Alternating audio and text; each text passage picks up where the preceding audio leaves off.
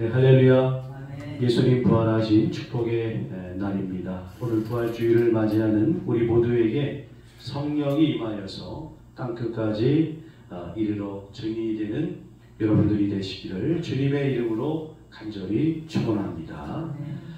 오늘 이 시간에는 증인으로 산다는 것이라는 제목으로 말씀과 은혜를 함께 나누겠습니다.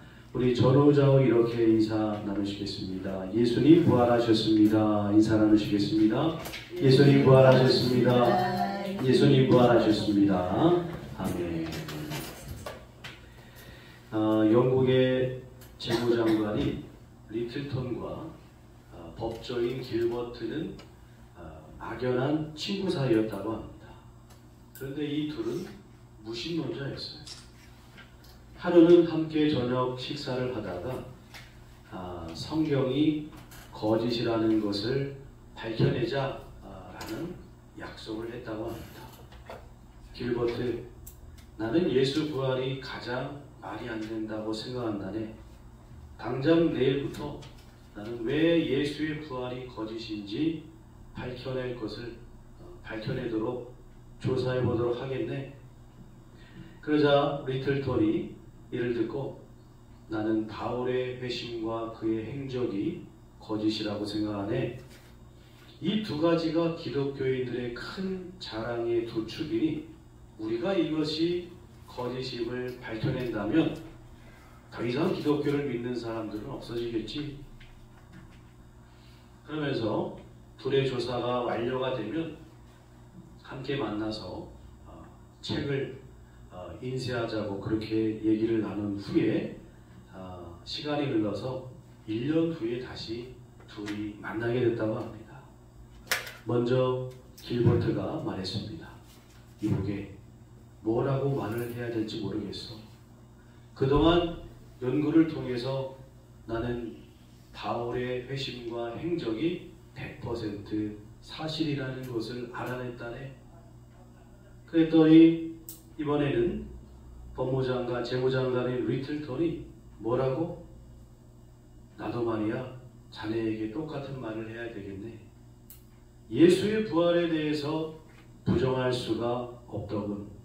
나도 자네와 같은 결론에 도달했다네. 여러분, 어떤 의도를 가지고 예수님을 찾아갔든지 간에 여러분, 예수님을 만나게 되면 그는 증인이 되는 줄 믿습니다. 사도 바울을 보십시오. 예수님 믿는 사람 잡아 죽이겠다고 다메섹 가다가 예수님 만났어요. 그리고 나서 그는 위대한 예수님의 증인이 되었습니다. 나다나엘은 나사렛에서 무슨 선한 것이 날 수 있겠느냐라고 말하면서 비꼬면서 예수님을 만났다가 예수님의 제자가 되어서 바돌로메가 되었습니다. 주님은 우리의 의도가 선하든 악하든 합력하여 선이 되게 하십니다. 증인으로 살게 하시는 것이죠. 여러분, 빙빙 돌아서 주님께 왔든지 직선거리로 주님께 왔든지 어디서나 주님의 증인이 되는 것이 중요합니다. 주님의 증인으로 결코 변치 않고 살아가는 우리 모두가 되기를 예수님의 이름으로 간절히 축원합니다. 첫 번째는요, 증인으로 살기 위해서는 성령 받아야 참 증인이 되는 것입니다. 오순절 날 120명의 제자들이 마가의 다락방에 모여 있었죠. 그들은 예수님께서 말씀하신 것을 이제 기다리며 열심으로 한 마음으로 기도하고 있었습니다. 그때 사도행전 2장 2절과 3절에 보면 하늘에서부터 급하고 강한 바람 같은 소리가 있어서 그들이 앉은 온 집에 가득했어요. 그리고 마치 불의 혀처럼 갈라지는 것들이 그들의 보여 각 사람 위에 하나씩 임하여 있었다고 했습니다. 성령의 충만한 역사하심이 이제 나타나게 되었죠. 그리고 성령 받은 베드로는 예수님에 대해서 증거하기 시작합니다. 그의 설교를 듣고 사람들이 그날에 무려 3,000명이나 신도가 되는 회심하는 놀라운 역사가 있었다는 거예요. 자, 베드로는 그런데 설교 중에 이런 이야기를 합니다. 사도행전 2장 32절 말씀 같이 함께 읽어보겠습니다. 이 예수를 하나님이 살리신지라 우리가 다 이 일의 증인이로다. 아멘. 여기서 말하는 이 일이 무엇이겠습니까? 바로 예수님 부활에 관한 말씀이죠. 여러분, 우리도 이 일의 증인인 줄로 믿습니다. 여러분도 저도 부활의 증인이라는 거예요. 우리가 세상에 전해야 될 것은 신학적인 논리도 아니요, 잘 정리된 역사도 아닙니다. 예수님 십자가 부활을 증언해야 될 줄로 믿습니다. 자, 그런데 오늘 본문 사도행전 1장 8절을 보면 먼저 이렇게 말씀하고 있습니다. 오직 성령이 너희에게 임하시면, 여러분, 증인이 되기 위해서는 선행되어야 될 조건이 있습니다. 무엇이냐? 바로 성령이 임해야 된다 라고 말씀하고 있어요. 예수님께서는 십자가에 죽으시고 부활하신 후 승천하시기 전에 제자들에게 너희는 예루살렘을 떠나지 말고 내게서 들은 아버지의 약속을 기다려라. 그 아버지의 약속이 무엇인가 하면요, 바로 성령입니다. 성령의 약속을 받았습니다. 성령 약속을 기다려라. 근데 이것을 이렇게 생각해 볼 수 있을 것 같아요. 예수님을 직접 만나고 그 예수님께 직접 가르침을 듣고 예수님의 직접 그 기적과 행하시는 이적을 체험하고 또 예수님의 죽음과 부활을 목격했던 그 제자들, 또 500여 사람들 뿐만 아니라 많은 증인들. 반면에 오늘을 살아가는 우리들은 어떻습니까? 주님의 모습도 본 적이 없어요. 주님의 음성을 들은 적도 없습니다.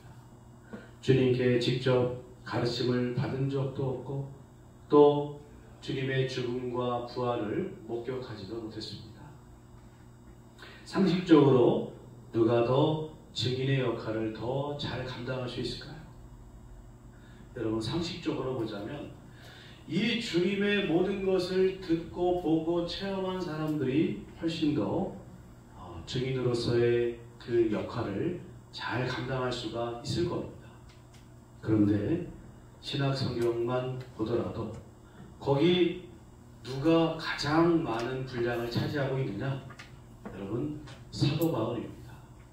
사도 바울은 예수님께 직접 듣거나 가르침을 받거나 주님의 죽음과 부활을 목격한 사람이 아니었어요.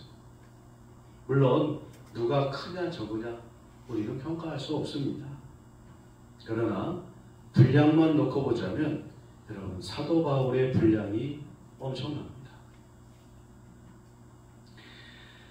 주님과 함께 있으면서 예수님의 제자들은 늘 제대로 깨닫지 못했습니다. 주님의 뜻을 제대로 알지 못했던 적이 너무나 많이 있어요. 성경에 보니까 예수님 십자가 고난을 앞두시고 너무나 마음이 괴로우신데도 불구하고 제자들은 예수님 왼쪽에 오른쪽에 누가 앉을 것이냐, 누가 크냐 적으냐 이것 때문에 그냥 서로 싸움박질이나 하고 있었다는 거예요. 그런데 이랬던 제자들의 모습이 사도행전 딱 넘어오면서 완전히 달라집니다. 오순절 성령 강림 사건 이후 제자들은요, 죽음도 두려워하지 않았어요. 그전에는 문을 꽁꽁 닫고 무서워가지고 그렇게 숨어있던 제자들이 이제는 여러분 목숨도 불사하고 그들이 예수 그리스도의 부활의 증인이 되어서 복음을 전하는데 가는 곳곳마다 놀라운 기적의 역사가 나타나게 되었다는 겁니다. 그 이유가 무엇입니까? 바로 성령 받기 전과 성령 받기 후에, 다시 말하면 성령의 기준점이 있었다는 거예요. 사도 바울도 다메섹에서 예수님을 만난 후에 바로 사역을 시작한 것이 아니었어요. 갈라디아서를 보게 되면 바울은 눈이 멀었다가 회복된 이후에 아나니아를 통해서 이제 눈이 회복되게 되는데 바로 예수님의 제자들을 찾아가서 그들에게 가르침을 받고 권위를 받은 것이 아니라 갈라디아서 1장 17절에 보면 사도 바울은 아라비아로 갔다라고 기록하고 있습니다. 이 척박한 곳에 가서 성경에 보니까 대략 한 2, 3년 학자들은 그렇게 보고 있습니다. 이곳에 가서 사도 바울이 무엇을 했느냐? 하나님과 1대1로 만나면서 하나님께 계시로서 가르침을 받고 복음을 듣고 성령을 받았다는 거예요. 여러분, 그렇지 않으면 사도 바울이 이렇게 복음에 대해서 능통할 수가 없는 거예요. 여러분, 예수님을 직접 보지 않아도 성령께서 가르쳐 주시는 그 놀라운 은혜와 깨달음을 통해서 성경을 통해서 우리는 더욱더 예수님을 생생하게 만날 수 있다는 사실입니다. 여러분, 성도는 성령 받아야 주님의 증인이 될 수 있는 줄 믿습니다. 성령님을 받아야 하나님의 깊은 것까지 알 수가 있는 거예요. 우리가 도대체 무엇으로 하나님을 알 수 있겠습니까? 하나님의 뜻을 어떻게 우리가 알 수가 있어요? 독서한다고 많은 역사를 안다고 할 수 있습니까? 과학적으로 많이 통달한다고 할 수가 있나요? 아닙니다. 성령을 받아야, 성령의 깨달음이 있어야 우리가 하나님의 뜻을 알 수가 있다는 거예요. 고린도전서 2장 10절을 보십시오. 성령은 곧 모든 것, 곧 하나님의 깊은 것까지도 통달하신다고 말씀하고 있습니다. 또한 성령께서 우리들에게 역사하셔야 우리도 실수하지 않고 하나님을 증거할 수 있어요. 내가 뭘 말해야 할지, 뭘 이제 어떻게 해야 될지 알 수가 없습니다. 그러나 성령께서 우리들을 가르쳐 주시면 여러분 다 해결되는 거예요. 누가복음 12장 12절에 바로 그 내용이 나오잖아요. 여러분, 그렇기 때문에 부활의 증인으로 선택된 우리가 여러분 성령 충만 받아야 될 줄로 믿습니다. 그래야 예수님의 부활 증인으로 온전하게 살 수 있다는 것 여러분 꼭 기억하셔서 성령 충만을 위해서 기도하시기를, 말씀 보시기를, 찬양하시기를 주님의 이름으로 간절히 축원합니다. 두 번째는요, 증인은 모든 것을 초월하는 겁니다. 본문 사도행전 1장 8절의 말씀을 보시면 성령받아 우리가 권능을 받고 예루살렘과 온 유대와 사마리아와 땅끝까지, 땅끝이 조금 밑줄이 빠졌습니다만 땅끝까지 가게 된다는 겁니다. 여러분, 여기서 말하는 이 지명들 말씀을 묵상하다 보니까 이런 의미가 깨달아집니다.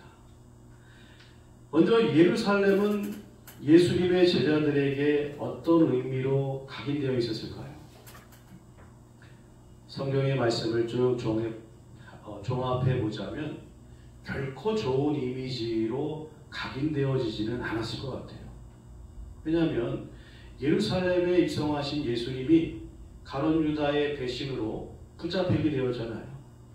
수많은 군중과 사람들이 호산나 외치다가 갑자기 돌번에서는 예수를 죽여라, 예수를 십자가에 못 박아라, 폭도로 변해버렸어요.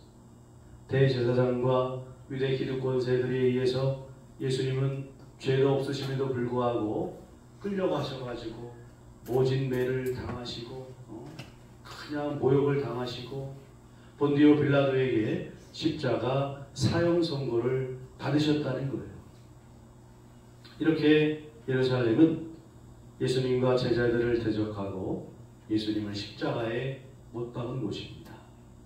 나쁘게 말하면, 우리 기독교인들에게 말하면 이거는 좀 원수의 도성처럼 말할 수 있는 곳입니다. 그런데 주님께서는 예루살렘을 떠나지 말라고 그랬어요. 그러면서 약속하신 성령을 기다리라 라고 말씀하셨습니다. 여러분, 그리스도의 참된 증인은요, 내 편에게만 증인이 되는 것이 아닙니다. 내 원수에게조차, 내가 정말 마음에 안 드는 사람, 내가 정말 싫어하는 그에게까지도 예수님의 부활의 증인이 되어야 된다라는 겁니다. 누가복음 6장 32절 말씀을 우리 한번 읽어보면 좋겠습니다. 같이 읽어보겠습니다. 너희가 만일 자기를 사랑하는 자만을 사랑하면 칭찬받을 것이 무엇이냐? 죄인들도 사랑하는 자는 사랑하느니라. 아멘. 여러분, 우리가 예수님의 증인으로 살아가기 위해서는 바로 이 예루살렘과 같이 우리들의 원수라든지 그런 마음이 가득한 곳을 넘어서서 예수님의 증인이 되야 된다는 것입니다. 사랑의 원자탄으로 불리는 선영환 목사님, 자신의 두 아들을 죽인 안재선이라는, 물론 그 일조했던 사람이죠. 안재선을 자신의 양아들로 삼아가지고 복음을 전한 목사로 만들었어요. 여러분, 우리가 그렇게 다 해야 된다는 것은 아닙니다. 그러나 예수님의 복음을 마음속에 품은 자로 살아가는 자세는요, 바로 그것을 초월하는 사람이 되어야 된다라는 것입니다. 여러분, 예루살렘을 넘어서 예수님의 복음을 전하는 여러분들이 되시기를 간절히 부탁을 드리겠습니다. 두 번째로 우리가 초월해야 될 것은 오늘 본문 말씀에 온 유대입니다. 예루살렘을 넘어서 우리는 유대를 넘어가야 된다는 거예요. 여러분, 유대인 하면 떠오르는 것이 무엇인가요? 바로 율법이죠. 유대는 철저한 율법주의의 사회라고 말할 수 있는 그런 민족입니다. 유대인들은 그렇죠. 갈라디아서를 보면 이 거짓 교사들이 갈라디아 교회에 침투해 와서 바울이 전하여준 이 복음만 가지고는 안 된다. 너희들, 바울이 예수 그리스도를 믿으며 구원받는다고 했는데 그것 가지고는 안 된다. 할례도 받아야 되고 율법도 지켜야 돼. 여러분, 그러자 많은 사람들이 이 사람들의 주장이 현혹되어 가지고 율법주의에 빠지게 되었다는 거예요. 주님의 증인이 되면서 우리가 빠지기 쉬운 함정이 바로 이 율법주의입니다. 오직 믿음으로 구원받는 것인데 자꾸 이것도 해야 되고 저것도 해야 될 것 같고, 그래야 제대로 구원받을 수 있을 것 같고, 천국에서 죄송합니다 노숙자로 살지 않기 위해서. 여러분, 중요한 것은 그것이 아닙니다. 예수님을 사랑하는 그 뜨거운 마음, 그 믿음이 가장 중요한 줄로 믿습니다. 전에 제가 부족하지만 부목사 때 세례교육 할 때였어요. 70 넘은 한 할머니께서 전도대에 오셨습니다. 세례교육을 하게 되었어요. 늘 교육 질문이 똑같습니다. 그런데 제가 똑같은 질문을 드렸어요. 어떻게 해야 구원받습니까? 그래서 그 어르신께서 예수를 잘 믿어야 구원받지요. 여러분, 예수를 정말 잘 믿어야 구원받는 겁니까? 성경에 자하리라는 단어는 어디에도 쓰여있지 않다는 거예요. 성경은 오직 예수 그리스도를 믿어야 구원받는다고 기록되어 있어요. 근데 그분께서 그러시더라고요. 그래, 나도 알아. 그런데 그래도 예수를 뭔가 잘 믿어야지 구원받을 것 같아. 그렇게 이야기를 하시더라고요. 여러분, 행함으로 구원받는 것이 아니에요. 오직 예수님을 믿어야 구원받는 겁니다. 예수님께서 이것 때문에 십자가에 달려 죽으시고 부활하셨는데 우리가 여기에다가 자꾸 더하고 가미하고 이것도 해야 되고, 여러분, 이러한 율법주의를 넘어서는 증인이 되어야 된다라는 사실입니다. 우리 합동교회는 이 유대까지, 유대를 넘어서는 우리 믿음의 성도들이 되시기를 간절히 부탁드립니다. 세 번째로 우리가 넘어서야 될 것은 사마리아예요. 사마리아는 원래 북이스라엘이 살던 그런 지역입니다. 그런데 구약시대 때 아수르가 이제 북이스라엘을 멸망하면서, 그리고 나서 수많은 그냥 이방 민족들을 거기다가 다 데리고 왔어요. 거기서 살게 했습니다. 그랬더니 어떻게 됩니까? 죄송합니다. 혼혈 민족이 이제 만들어진 거죠. 그러니까 다른 유대인들이, 자신은 순수 유대인이라고 말하는 그런 유대인들이 이 사마리아는 온갖 이방인의 피가 섞여 있는 아주 불결한 그런 민족이다. 그래가지고 예수님 당시 이스라엘 유대인들은 사마리아인들을 볼 때 이들은 상종하지 못할 그런 사람들이다. 마치 개와 같이 여겼다. 죄인의 대명사로 그렇게 여겼다는 겁니다. 여러분, 우리는 이런 감정을 초월해야 돼요. 말씀을 준비하다 보니까 왠지 우리나라의 지역 감정과 묘하게 좀 대립이 되는 것 같더라고요. 어느 지역은 상종 못할 지역이야. 거기는 안 돼. 최근 정치적인 색채 때문에 더욱더 이런 감정들이, 감정의 골이 깊어지고 있는 것 같아요. 여러분, 그러나 우리 예수 믿는, 예수님의 부활의 증인된 우리들은요, 이러한 지역 감정, 이런 것까지 넘어서는, 그래서 예수 그리스도를 전파하는 자들이 되어야 될 줄로 믿습니다. 마지막 넘어서야 될 것이 어디냐? 바로 땅끝입니다. 주님께서는 성령 받고 증인이 돼서 땅끝까지 이르러 주님의 증인이 되라 말씀하셨어요.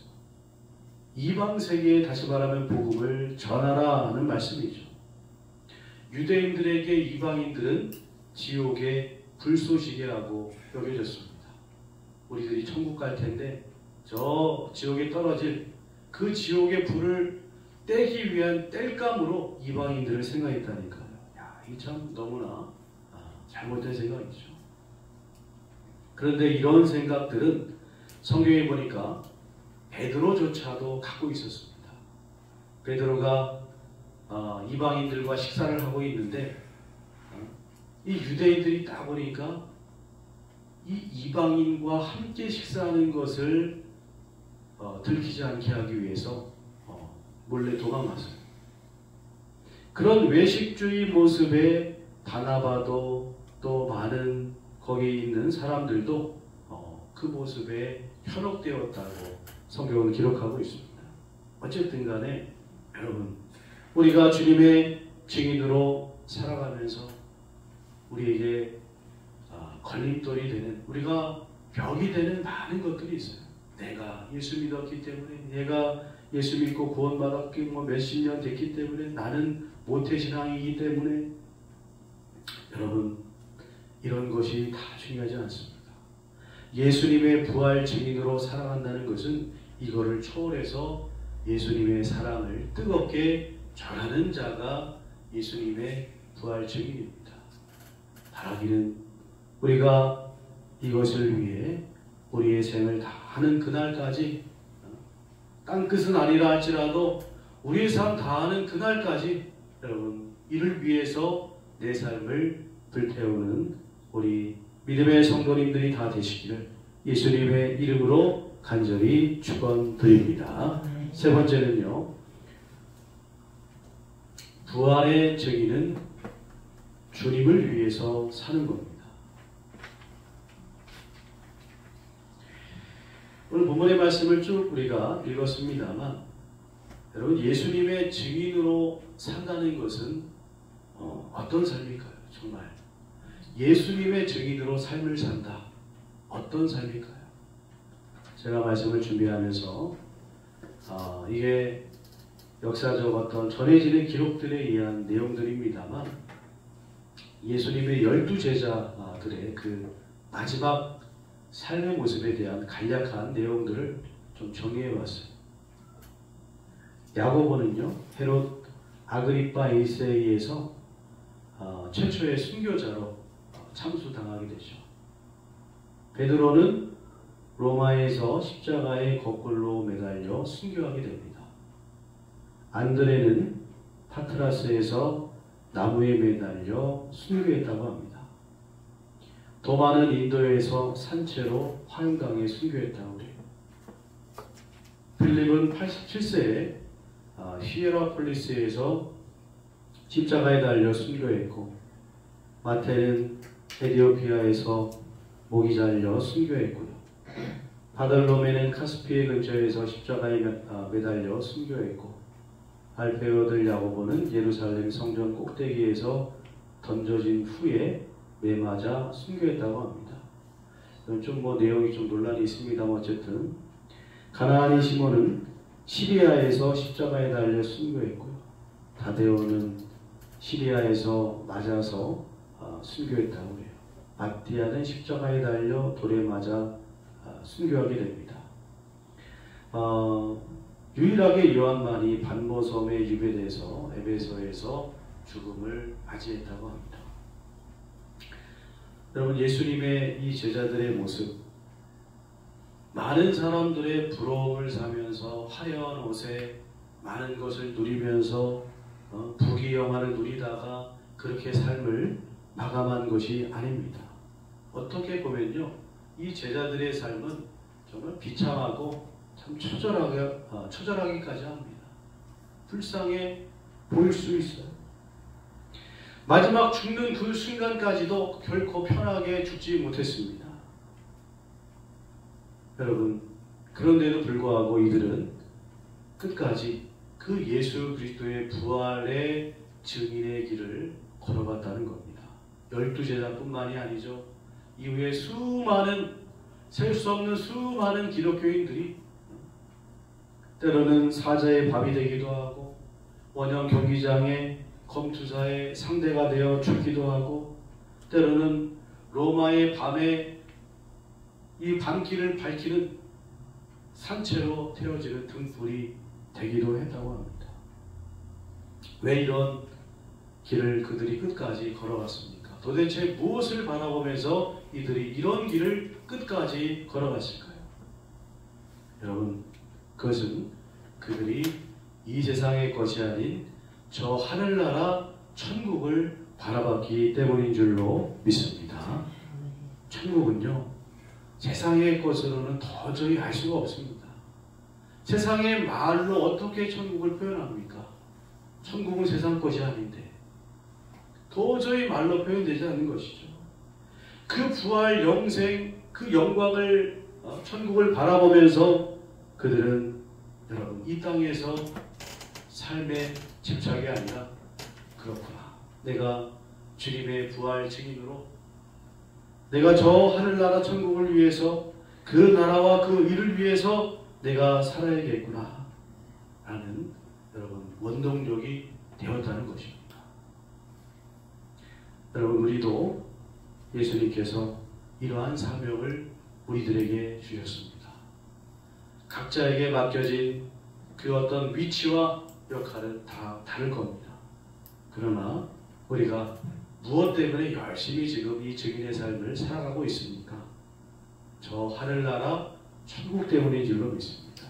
여러분, 그 삶을 바라보시면서 그 삶을 확신하고 믿으시면서, 아니, 주님께서 여러분들에게 보여주심으로 천국의 확실한 증인으로 살아가는 우리 감동교회 믿음의 성도님들이 다 되시기를 예수님의 이름으로 간절히 축원드립니다. 기도하겠습니다.